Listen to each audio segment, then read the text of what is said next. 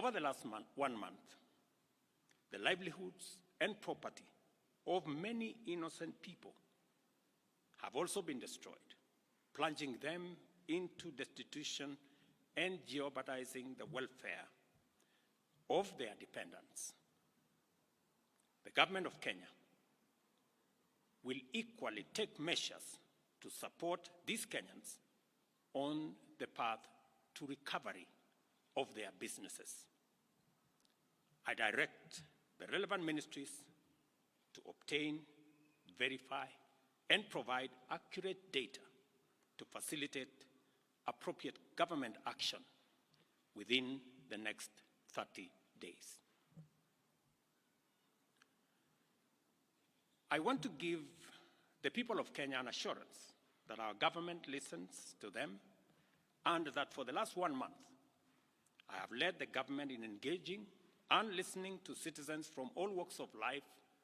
as they express themselves in different forums and on various platforms. What has emerged as the foremost national concern requiring urgent and decisive action is the vexing matter of corruption and the non-negotiable desire for accountable leadership and integrity in governance.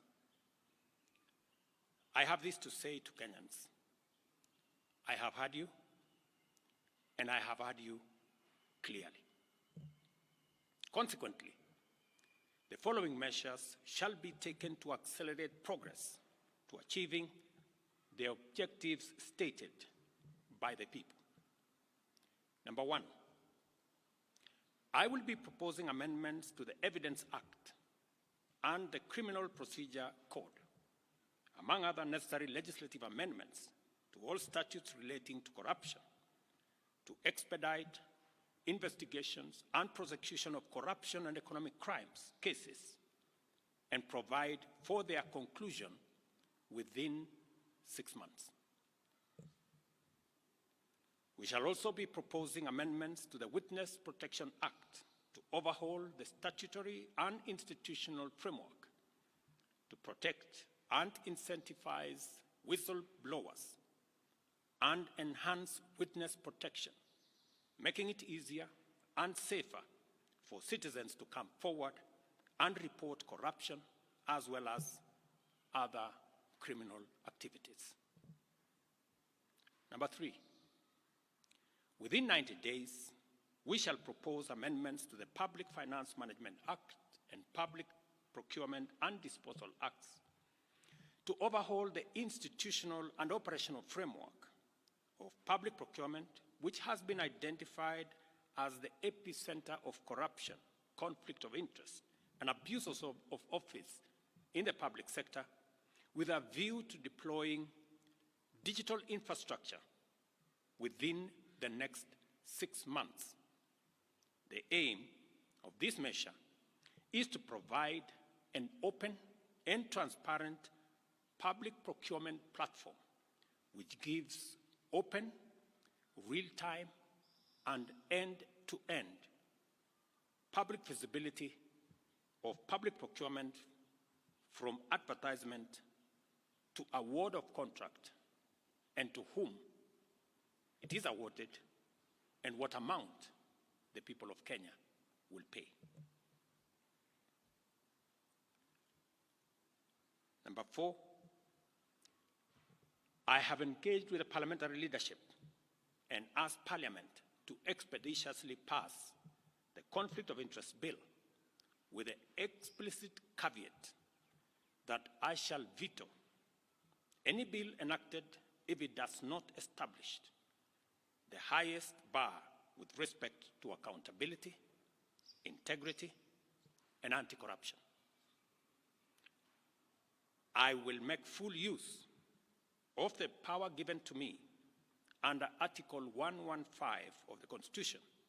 to make sure that the bill meets the appropriate standards set out in the original bill. Number five, while fully respecting the independence of the national justice, law, and order institutions, and pursuant to a commitment to consult and collaborate in leveraging their institutional capabilities in effective, expeditious, and conclusive investigations in respect of all active cases. It is essential for these institutions to provide a time frame to the people of Kenya, because that is what the people of Kenya want, within which proceedings shall be concluded, and the same timelines clearly communicated to the public. Number 6, about 400 billion shillings is spent on tax expenditure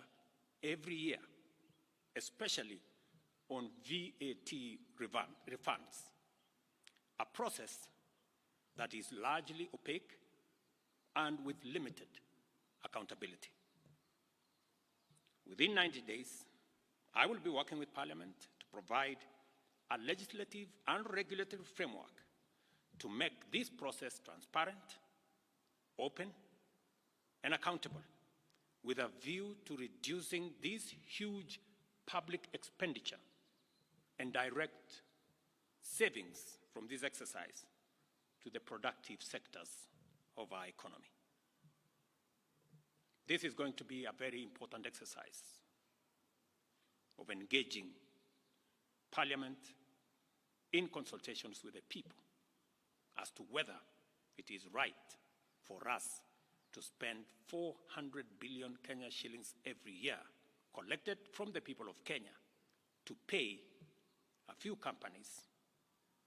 on matters of VAT refund.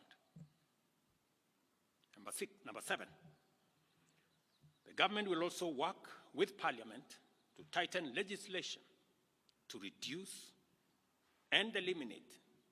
imports of goods and products already manufactured in Kenya, so as to promote our value addition, our manufacturing, and industrialization program in our quest to create more jobs, create more opportunities, and create wealth in our nation. We must have a national conversation as to whether we want to be a supermarket for products from other countries, or we want to produce products that we already have manufacturing capacity in Kenya.